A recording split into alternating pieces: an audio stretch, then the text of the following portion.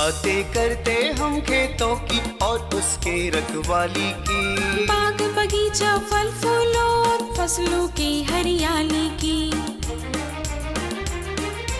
हम बीजों की बातें करते उत्तम जल संसाधन की, हम तकनीकी बातें करते फसलों के उत्पादन की।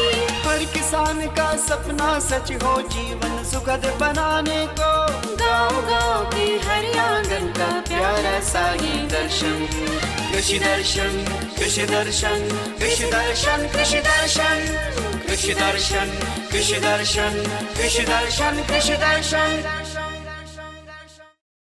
नमस्कार, मैं शशिकला स्वागत करती हूं आपके अपने कार्यक्रम कृषि दर्शन में। किसान भाइयों, हम नए साल में कदम रख चुके हैं। भगवान करे ये साल आपके लिए बहुत अच्छा हो, आपकी खेती किसानी और भी अच्छे से हो। किसान भाइयों, हम आपके लिए हर बार नई नई जानकारियां लेकर आते हैं। हमारा ये कार्यक्रम आपके लिए होता है। हमारी कोशिश यही रहती है कि हम हर बार आपके लिए नई नई जानकारियों से आपको रूबरू कराते रहें और हमारे इस कार्यक्रम से आप लाभान्वित होते हैं, ये हमारे लिए सबसे बड़ी खुशी की बात होती है। कार्यक्रम की शुरुआत हो चुकी है। आइए सबसे पहले देखते हैं कृषि समाचार। नमस्कार, कृषि समाचार में आपका स्वागत है। मैं हूं शशि। आइए देखते हैं आज कृषि समाचार में क्या है खास। खेत की जुताई के बाद खेत को खरपतवार से करें मुक्त। किसान 80 से 90% अनुदान पर कृषि सिंचाई योजना का लें लाभ। भिंडी की खेती के लिए अनुशंसित प्रभेद में लगाएं परभणी क्रांति। अब समाचार विस्तार से। किसान भाई खेत की जुताई के बाद खेत को खरपतवार से पूर्ण रूप से मुक्त करें और ज़रूरत पड़े तो फसल बोने से 1 से 2 दिन के अंदर शाकनाशी का उपयोग करें। प्रधानमंत्री कृषि सिंचाई योजना एवं मिनी स्प्रिंकलर सिंचाई योजना का लाभ किसान 80 से 90% अनुदान पर ले सकते हैं। इस योजना का लाभ लेने के लिए प्रखंड कृषि पदाधिकारी पलामू के कार्यालय में संपर्क कर सकते हैं। इस पद्धति से कम पानी में अधिक क्षेत्रों में सिंचाई किया जाता है और फसल उत्पादन में वृद्धि के साथ उत्पादन लागत में भी कमी आती है। पशुपालक भाई ठंड के मौसम में पशुओं के आवास और आहार पर विशेष ध्यान दें। आवास में ठंडी हवा प्रवेश नहीं करने पाए, साथ ही पशुओं को संतुलित आहार दें ताकि ठंड से पशुओं की रक्षा हो सके। जी हाँ किसान भाइयों, इस मौसम में आपके पशुओं से उचित मात्रा में उत्पादन लेने के लिए आप कुछ प्रबंधन पर विशेष ध्यान दें, जैसे आवास प्रबंधन पर ध्यान दें। इसके अलावा जो पोषण संबंधित प्रबंधन है इस पर, इसके अलावा जो हेल्थ मैनेजमेंट पर, जो आपके पशु स्वास्थ्य पर जरूर ध्यान दें। आवास संबंधित अगर बात करें तो कोशिश करें कि जो सर्द हवाएं अभी तेज़ी से चल रही हैं, जिससे आपके पशुओं के शरीर का तापमान काफ़ी तेज़ी से नीचे घटता है और इससे उत्पादन काफ़ी ज़्यादा प्रभावित होता है। तो कोशिश ये करना है कि आप अपने जो सीमित संसाधन हैं उन संसाधनों का उपयोग करते हुए जो सर्द हवाएँ हैं हमारे पशु आवास के अंदर सीधी तौर पर ना आ पाएँ, इसकी आप ज़रूर ध्यान रखें। भिंडी की खेती से अधिकाधिक उत्पादन लेने के लिए 15 से 20 किलोग्राम बीज प्रति हेक्टेयर लगाएं। कतार से कतार की दूरी 45 सेंटीमीटर और बीज से बीज की दूरी 20 सेंटीमीटर रखें। बेहतर उत्पादन के लिए अनुशंसित प्रभेद में परभणी क्रांति, पूसा A4, अर्का अनामिका, वर्षा उपहार लगाएं। भिंडी की खेती के लिए जल निकास वाली हल्की दोमट मिट्टी उपयुक्त है। बुआई के समय गोबर खाद 200 क्विंटल, नेत्रजन 100 किलोग्राम, स्फूर 50 किलोग्राम, पोटाश 50 किलोग्राम प्रति हेक्टेयर खेत में मिलाएं। साथ ही 5 से 7 दिनों पर सिंचाई करते रहें और समतल जमीन में सीधी बुआई करें। किसान भाई खेतों में मेड़ बनाने के लिए बंड फार्मर नामक कृषि यंत्र का प्रयोग कर सकते हैं। इसकी कार्यक्षमता कार्यानुसार है। आज की विशेष जानकारी है भिंडी फसल में बंधक कीट और फल छेदक कीटों के रोकथाम के बारे में। किसान भाई, आप अगर भिंडी फसल लगाए हुए हैं या लगाने जा रहे हैं तो रासायनिक कीटनाशी दवा के बिना बंधक कीट और फल छेदक कीट के रोकथाम के उपाय जान लें। उपाय बिल्कुल आसान है। भिंडी फसल वाले खेत के चारों ओर मक्का या ज्वार फसल लगा दें। ये कीटों को रोकने का काम करते हैं। और अब एक नजर राज्य के 5 प्रमुख शहरों के मौसम के मिजाज पर। आज राज्य के 5 प्रमुख नगरों के अधिकतम और न्यूनतम तापमान कुछ इस प्रकार दर्ज किए गए। रांची का अधिकतम तापमान 13 डिग्री सेल्सियस दर्ज किया गया। कृषि समाचार में आज इतना ही। अगले अंक में फिर मुलाकात होगी कुछ ताज़ा तरीन खबरों के साथ। तब तक के लिए दीजिए इजाजत। नमस्कार, जोहार।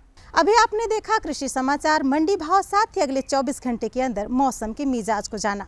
आइए यहाँ पे लेते हैं एक छोटा सा विराम। बने रहिए आपके अपने कार्यक्रम कृषि दर्शन के साथ। भारत सरकार का हर प्रयास किसानों को दे रहा है एक नई आस। देश के किसानों की खुशहाली और उन्हें आत्मनिर्भर बनाने के लिए भारत सरकार समर्पित है। प्रधानमंत्री श्री नरेंद्र मोदी जी के नेतृत्व में कृषि क्षेत्र में किए गए निरंतर प्रयासों के फलस्वरूप देश खाद्यान्न व बागवानी के क्षेत्र में आत्मनिर्भर हो चुका है और देश में दलहन का उत्पादन भी बढ़ा है। इसी तरह भारत सरकार ने खाद्य तेलों के उत्पादन को बढ़ाने के भी अनेक प्रयास किए हैं। इसी क्रम को आगे बढ़ाते हुए माननीय प्रधानमंत्री श्री नरेंद्र मोदी जी के नेतृत्व में भारत सरकार ने दूरदर्शी निर्णय लेते हुए राष्ट्रीय खाद्य तेल मिशन ऑयल पाम की शुरुआत की है। इस मिशन से देश भर के किसानों को बहुत लाभ मिलेगा। कृषि के पूंजी निवेश में वृद्धि होगी, खाद्य तेल आयात पर देश की निर्भरता कम होगी और रोजगार के नए अवसर पैदा होंगे। खाने के तेल में आत्मनिर्भरता के लिए अब राष्ट्रीय खाद्य तेल मिशन ऑयल पाम का संकल्प लिया गया है। इससे किसानों को तो सीधा लाभ होगा ही, गरीब और मध्यम वर्ग के परिवारों को सस्ता और अच्छी क्वालिटी का तेल भी मिलेगा। यही नहीं, ये मिशन बड़े स्तर पर रोजगार का निर्माण करेगा। इस मिशन के अंतर्गत ऑयल पाम का रकबा और पैदावार बढ़ाने पर जोर देने के लिए सरकार ने 11,000 करोड़ रुपए से अधिक की सहायता राशि निर्धारित की है। मिशन के तहत सरकार ने ऑयल पाम की खेती के लिए रोपण आदि की सहायता में बढ़ोतरी करते हुए पहले मिलने वाले 12,000 रुपए प्रति हेक्टेयर को बढ़ाकर 29,000 रुपए प्रति हेक्टेयर तक कर दिया है। ऑयल पाम के पुराने बागों के पुनरुद्धार के लिए 250 रुपए प्रति पौधा के हिसाब से विशेष सहायता दी जा रही है। पौधारोपण सामग्री की कमी दूर करने और बीजों की पैदावार करने वाले बागों को भी सहायता दी जाएगी। इसके तहत 15 हेक्टेयर ऑयल पाम उद्यान के लिए 80 लाख रुपए तक की सहायता राशि दी जाएगी। इसके अलावा नर्सरी विकास के लिए 40 लाख रुपए तक तय किए गए हैं। पूर्वोत्तर और अंडमान राज्यों के लिए विशेष सहायता का भी प्रावधान है। ऑयल पाम के किसान ताजे फलों के गुच्छे यानी FFB का उत्पादन करते हैं, जिनकी वर्तमान में कीमतें अंतर्राष्ट्रीय मूल्यों में उतार चढ़ाव के आधार पर तय होती हैं। पहली बार केंद्र सरकार ताजे फलों के गुच्छे की कीमत के लिए किसानों को आश्वासन दे रही है। ये व्यवहार्यता मूल्य यानी VP कहलाएगा, यानी किसानों को कोई घाटा नहीं होने दिया जाएगा। व्यवहार्यता मूल्य VP तय करने की शुरुआत 1 नवंबर से होगी और अगले वर्ष 31 अक्टूबर तक जारी रहेगी। इसे ऑयल पाम वर्ष कहा जाएगा। इस योजना के तहत वर्ष 2025-26 तक ऑयल पाम का रकबा 6.5 लाख हेक्टेयर सृजित करने और कच्चे ऑयल पाम की पैदावार वर्ष 2025-26 तक 11.20 लाख टन पहुंचाने का लक्ष्य निर्धारित किया गया है। सरकार के इस महत्वपूर्ण निर्णय से देश में ऑयल पाम की खेती करने वाले किसानों में विश्वास पैदा होगा और वे खेती का रकबा बढ़ाएंगे। इस तरह पाम ऑयल का उत्पादन भी बढ़ेगा, जिससे किसानों की आय बढ़ेगी और ग्रामीण अर्थव्यवस्था भी सुदृढ़ होगी। किसान भाइयों, राजमा की खेती, जी हाँ, राजमा की खेती एक दलहनी फसल है। राजमा की खेती हमारे किसान भाई करते हैं और काफ़ी लाभ भी कमा रहे हैं। इसमें प्रोटीन की भरपूर मात्रा पाई जाती है और हमारे किसान भाई इसकी खेती करके काफ़ी लाभान्वित हो रहे हैं। और इसकी खेती किस प्रकार करेंगे, जो किसान भाई हमारे राजमा की खेती करना चाहते हैं, उनके पास अगर जानकारी की अभाव होती है तो खेती किसानी ठीक से नहीं कर पाते हैं। तो आइए आज हम जानते हैं कि राजमा के कौन कौन से प्रभेद होते हैं, कौन से प्रभेद का आप चुनाव करेंगे और खेती किस प्रकार से करेंगे, कौन सी मिट्टी पे इसकी खेती होती है। इन तमाम बातों की जानकारी लेने के लिए हम सीधे रुख करते हैं विशेषज्ञ की ओर। आज हम लोग जानकारी हासिल कर रहे हैं कि राजमा की खेती प्रभेद एवं इसकी क्या क्या संभावनाएं हैं झारखंड राज्य में। इसी विषय पर जानकारी देने के लिए उपस्थित हैं डॉक्टर नूतन वर्मा। सबसे पहले हमारे किसान भाई को ये जानकारी दें कि हमारे झारखंड में राजमा की क्या क्या संभावनाएं हैं। मैं यहाँ पर बताना चाहूँगी कि हमारे राज्य के जो टाण भूमि है और 2-3 ज़मीन है, उसमें राजमा की खेती सफलतापूर्वक की जा सकती है। और इसके जो बुआई का उचित समय है वो अक्टूबर माह के मध्य से नवंबर माह में किसान के लिए उपयुक्त समय है। अपने खेत में इसकी बुआई वो कर भी चुके होंगे और जो नहीं किए हैं वो खेत तैयार कर लें और इसकी बुआई कर लें। राजमा दलहनी कुल की फसल है और जैसा कि हम जानते हैं कि हमारे झारखंड में प्रोटीन कुपोषण की बहुत बड़ी समस्या है। तो इसमें प्रोटीन की मात्रा के अलावा इसमें antioxidant, fibre, iron, magnesium, potassium के अलावा कई पोषक तत्व हैं जिससे प्रयोग से इस समस्या पे निजात पाया जा सकता है। तो इसको हमारे सेवन में भी किसान भाई अपना इस्तेमाल कर सकते हैं। इसको सब्जियों के रूप में बनाकर खाते हैं तो और इससे मुनाफा भी ज़्यादा मिल सकता है। इसमें इसके बाज़ार में इसके अच्छे भाव मिलते हैं। किसान भाई ध्यान रखें कि जो मिट्टी है वो बलुआई हो, दोमट मिट्टी इसके लिए उपयुक्त होती है। पीएच मान 5 से 6 हो तो बहुत अच्छी है। तापमान भी इसका जो अंकुरन के लिए है वो उस समय अंकुरन के समय 20 से 25 डिग्री सेंटीग्रेड हो। एक चीज़ और हम यहाँ पे बताना चाहते हैं कि जो खेत की तैयारी करते हैं किसान भाई हमारे, वो गहरी मतलब जुताई करके उसको बुआई के 15 से 20 दिन पहले 15 से 20 गाड़ी गोबर खाद उसमें डाल दें और उसको खुला छोड़ दें ताकि जो पहले के जो फसल हैं उसके अवशेष और कीड़े मकोड़े जो है मिट्टी में वो सब नष्ट हो जाएं। और उसके बाद फिर पाटा एक बार जुताई करके पाटा चला के भूमि को समतल कर लें। और ध्यान रहे कि जो भी हमारा बुआई करते हैं वो पंक्तियों में करें। पंक्ति से पंक्ति की दूरी 30 सेंटीमीटर रखें और फसल 2 पौधे की बीच की दूरी 15 सेंटीमीटर रखें। एक चीज़ और, जो हमारे अनुशंसित किस्में हैं जो कि हमारे राज्य के लिए जो उपयुक्त और अनुशंसित किस्में हैं उनका ही प्रयोग करें, क्योंकि जैसा कि हम जानते हैं कि सिर्फ अनुशंसित किस्मों के चुनाव भर से ही उपज में 20 से 25% तक की वृद्धि हो जाती है। तो हमारे राज्य के लिए जो अनुशंसित किस्में हैं उसमें है आपका PDR 14 जिसको उदय नाम से भी जानते हैं। इसमें जो दाने होते हैं वो लाल चित्तीदार होते हैं और ये 125 से 130 दिन में पककर करीब 25 से 30 क्विंटल प्रति हेक्टेयर की दर से उपज देती है। दूसरी किस्म है मालवीय 15 जिसको कि HUR 15 भी कहते हैं। इसके दाने सफ़ेद रंग के होते हैं और इसमें भी जो उपज है हमारा वो 25 से 30 क्विंटल प्रति हेक्टेयर की दर से किसान प्राप्त कर सकते हैं और ये जो किस्म है वो 120 से 125 दिन में पककर तैयार हो जाती है। एक और किस्म है जो हमारे किसान भाई इसको अपने खेत में प्रयोग करें तो उन्हें अच्छी उपज मिलेगी। ये जल्दी पकने वाली किस्म है। ये है हमारा मालवीय 135। ये 115 से 120 दिन में पककर उपज उतना ही 25 से 30 क्विंटल देती है और इसके जो बीज हैं वो लाल रंग के होते हैं। तो हमारा एक है कि जो सीड कोट होता है, किसान को हम यहाँ पर एक सुझाव देना चाहेंगे कि इसके सीड कोट काफ़ी कड़े होते हैं, कठोर होते हैं। तो बुआई के समय खेत में नमी रहे, इस बात का ध्यान रखें। अगर किसान के खेत सूख गए हैं और वो बुआई कर रहे हैं तो उस समय वो एक हल्की सिंचाई कर लें, उसके बाद उसके बाद इसकी बुआई करें।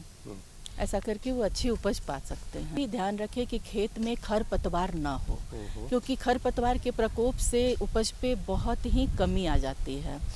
तो खरपतवार के लिए जिस समय वो खेत तैयार करते हैं और बुआई करते हैं तो बुआई के तुरंत बाद पेंडिमिथिलिन की 3 लीटर मात्रा 800 लीटर पानी में घोल के प्रति हेक्टेयर की दर से छिड़काव करें और निकाई गुड़ाई बुआई के 20 दिन के बाद कर लें और दूसरी निकाई गुड़ाई उसके 1 महीने के बाद कर लें। अच्छा, इसका जब तैयार हो जाएगा तो कटाई और उसका ये कैसे करेंगे भंडारण? कटाई के लिए जब हम देखेंगे कि पौधा हमारा पीला पड़ गया है, पत्तियां पीली हो गई हैं और इसके जो फलियां हैं वो भूरे रंग की हो गई है और दाने हमारे उसको चटकने लगे हैं, तो उस समय इसके हंसुआ से इसकी कटाई कर ले और धूप में अच्छी तरह से सुखा ले। 2 से 3 दिन अच्छी तरह से दौनी करके इसके दाने निकाल लें और फिर इसका सही बोरी में भर के इसका भंडारण करें। मैम, आप यहाँ आए, हमारे किसान भाई को बहुत बेहतर तरीके से और बेहतरीन ढंग से बताया कि किस प्रकार से राजमा की खेती की जाए और उसका प्रभेद क्या क्या है और झारखंड राज्य में इसकी क्या क्या संभावनाएं हो सकती हैं। इस विषय पर जानकारी देने के लिए आपका बहुत बहुत धन्यवाद। धन्यवाद। और सभी किसान भाइयों को मेरे तरफ से और मैम की तरफ से जोहार, नमस्कार। तो आइए आज हम जानते हैं कि तसर सीड कोकून की देखभाल करने के लिए आप कौन कौन से उपाय करें। ये एक कुटीर उद्योग है और हमारे किसान भाई इस उद्योग को करके काफ़ी लाभ कमा रहे हैं। एक समय ऐसा था कि तसर के से जो रेशम निकलते थे, उसके जो कपड़े तैयार होते थे, वो राजा महाराजाओं के यहाँ जाते थे। लेकिन आज लोग शौकिया मिजाज के हो गए हैं।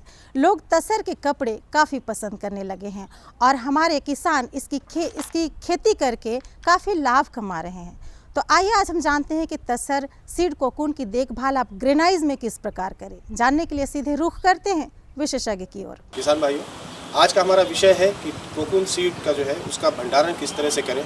और जो भी हमारे कृषक समूह है, जो बड़े बड़े ग्रुप है या जो सरकारी संस्थाएं हैं, वह इसका भंडारण करती हैं अपने ग्रेनेज हाउस में। तो ये पूरी तकनीक क्या है, किस तरह से उसको सुरक्षित रूप से भंडारण कर सकते हैं, यह जानना आपके लिए ज़रूरी है। और इस महत्वपूर्ण जानकारी देने के लिए हमारे साथ में केंद्रीय तसर अनुसंधान केंद्र के निदेशक डॉक्टर के सत्यनारायण जी हैं। सर, जैसा कि आज का हमारा विषय है कि जो ग्रेनेज हाउस है उसको किस तरह से मेंटेन किया जाए या उसको किस तरह से तैयार किया जाए कि जो कोकून सीड है वो उसमें हम स्टोर करें और सुरक्षित रखें। सबसे पहले तो ये बताएं कि जो ग्रेनेज हाउस बनाते हैं तो किस तरह से उसको तैयार करें शुरुआती दौर में, और किस तरह का कमरा या किस तरह का स्ट्रक्चर होना चाहिए। अभी का सीज़न जो है न्यूक्लियस सीड कोकून टांग के बेसिक सीड प्रोडक्शन करने का समय है। इसमें पहले जो भी है, जो बीजागार जो रहता है थोड़ा सा एलिवेटेड प्लेस में रहता है जहाँ पानी नहीं जमना है। और जब जो न्यूक्लियस सीड कोकून्स ले आने के पहले जो बीजागार का पूरा एक उसको मिक्स करके जब भी पूरा जो वाइट वॉश करेगा उसके साथ करते हैं। और जहाँ जो भी ज़मीन में ये जो 9 और 1% में ब्लीचिंग पाउडर और लाइम का जो है, मतलब 1% लाइम ब्लीचिंग पाउडर और 9% लाइम ये मिक्स करके पूरा छिड़काव करेंगे। इसके साथ साथ जो भी अंदर का जो हमारा जो नायलॉन बैग्स वगैरह जो रहता है उसको भी यही जो मिश्रण में जो पानी में डाल के पूरा उसका धुलाई होता है। इसके अलावे पूरा जो खिड़कियाँ और सभी जो छेद रहता है पूरा बंद करके जो 5% फॉर्मलिन और उसके साथ गंधक हो सकता है या पोटेशियम परमंगनेट हो सकता है, इसको जो पूरा जो फ्यूमिगेशन करते हैं, मतलब कम से कम जो 24 आवर्स करने के बाद जो टोटल उसको पूरा 48 आवर्स तक बंद करेंगे ताकि उसका पूरा विसर्जन हो जाएगा। और उसके बाद जो 24 आवर्स के बाद ही उसके अंदर जाना पड़ेगा। इसके साथ पूरा कृमि जो भी रहता है, जो डिसीज पैथोजेंस, वो सब जी। भंडारण से कितने दिन पूर्व ये सारा काम जो किसान या जो स्टोरेज करते हैं उनको कर लेना चाहिए? एक है पिछले जो बीजागार का जो जब अंडा बनाता है उसके बाद भी एक बार करता है, और कम से कम 15 दिन कोर्स ले आता है 20 कोसा, उसके पहले कम से कम 15 दिन पहले हो सकते हैं। जी, उनको चयनित करना है, किस तरह के कोर्स जो है उनको भंडारित करना है, थोड़ा इसके बारे में किसान भाई। इसमें जो भी जुड़े हैं, जो बीज जो भी कोसा बनाते हैं, वो इन लोगों को जो सीड एक्ट जो सेंट्रल गवर्नमेंट का जो है, हम CSB की तरफ से जो भी सीड कोकून प्रोड्यूसर को बोला जाता है, उनको जो सीड एक्ट के अंदर रजिस्ट्री हुआ होगा, उनको जहाँ भी बाकी जो कमर्शियल रेयरिंग के दूर रखना है, उनका जो भी पौधा जो इसके ऊपर ये जो बीजा कोष बनाते हैं और लगा हुआ होता है। इसके अलावे जब वो लोग चयन करना पड़ता है कि जो अंदर जो प्यूपे जिंदा है या नहीं है, ताकि वो जो शेक करने से वो जो रैटलिंग साउंड आएगा तो वो जो जिंदा वो प्यूपे है।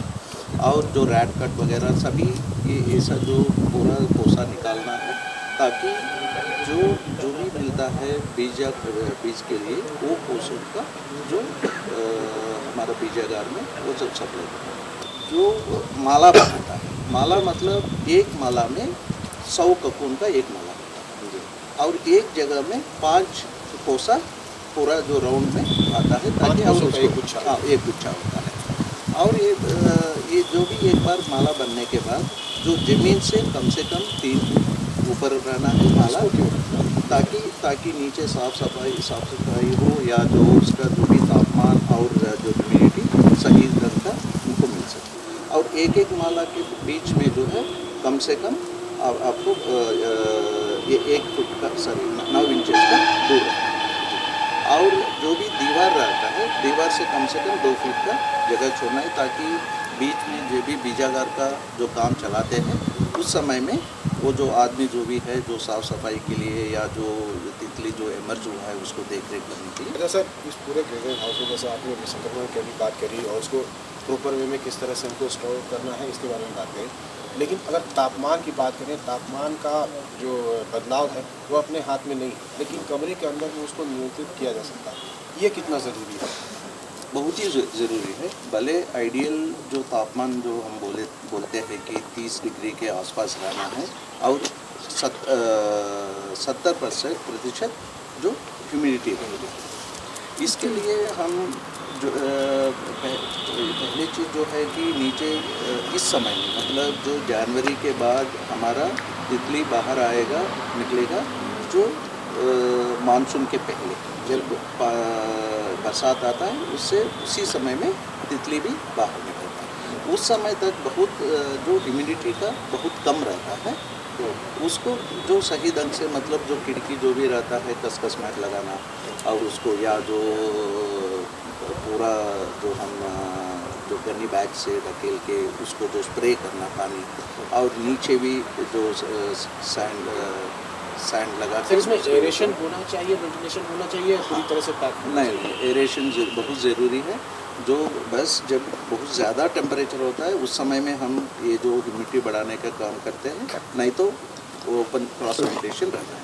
जी, तो कई बार देखा जाता है कि बाहर गेटों पर भी किसी तरह के केमिकल का बॉक्स जो है रखा रहता है, वो कितना ज़रूरी है, और सावधानी क्या बरतना चाहिए कि बाहर से फिर किसी भी तरह का संक्रमण अंदर न जाए? मैं पहले ही बताया, जो पोसा जब बनने के समय से ही हम चयन करके कर रहे हैं, उसके बाद जो बीजागार में बस वही लोग ये वहाँ अंदर प्रवेश रहना है। या प्रवेश के पहले की क्या गतिविधि होनी चाहिए? वहाँ जो हमारा जहाँ भी जो दरवाजे के जगह में जो हम फिटमैट लगा के उसमें जो फॉर्मलिन का ये करना है, और जो भी अंदर जाएगा वो जो हाथ धो के जाएगा, और जो दूसरा लोगों का जो अंदर प्रवेश मना करना पड़ेगा। और इसके अलावा जो तितली का जो बीच में जो एमर्ज होता है, वो तितली का जो है जो पेपरिन है या नहीं उसका जांच होगा, ताकि जो पेपरिन के साथ जो भी है अंडा नहीं करेगा। तो किसान भाइयों, देखा आपने कि जब आप तसर की खेती करते हैं और उसके लिए जो प्रारंभिक अवस्था में आपको बीज की ज़रूरत पड़ती है, वह किस तरह से तैयार की जाती है, या कहें जब उसको भंडारित करते हैं तो कौन कौन सी गतिविधियां होती हैं, और निसंदेह जब आप उसको उपयोग करते हैं तो आपको यह संतुष्ट होना चाहिए कि जो आप बीज का उपयोग कर रहे हैं वो पूरी तरह से गुणवत्तापूर्ण है, और आगे जाकर आपका उत्पादन भी अच्छा होगा। सर, आप हमारे कार्यक्रम में आए, हमारे किसान भाइयों से जुड़े और इस महत्वपूर्ण विषय पर इतनी अच्छी जानकारी दी, इसके लिए आपका बहुत बहुत धन्यवाद। तो ये थी हमारी आज की जानकारी। हमारी जानकारी आपको कैसी लगी, आप हमें हमारे इस पते पर लिख सकते हैं। फटाफट हमारा पता नोट करिए। हमारा पता है कार्यक्रम कृषि दर्शन, कृषि प्रकोष्ठ, द्वारा केंद्र निदेशक, दूरदर्शन केंद्र, रातू रोड, रांची। पिन संख्या है 834001। हमारे इस कार्यक्रम के माध्यम से आप और भी कुछ जानकारी चाहते हैं तो आप फेसबुक, ट्विटर और यूट्यूब के माध्यम से हमारा ये कार्यक्रम देख सकते हैं। हर दिन का एपिसोड आपके सामने होगा। कुछ नहीं करना है, बस मोबाइल निकालना है और सर्च करना है कृषि दर्शन रांची। देखते रहिए आपके अपने कार्यक्रम कृषि दर्शन। फिर मिलेंगे, तब तक के लिए हम सभी को दीजिए इजाज़त। नमस्कार।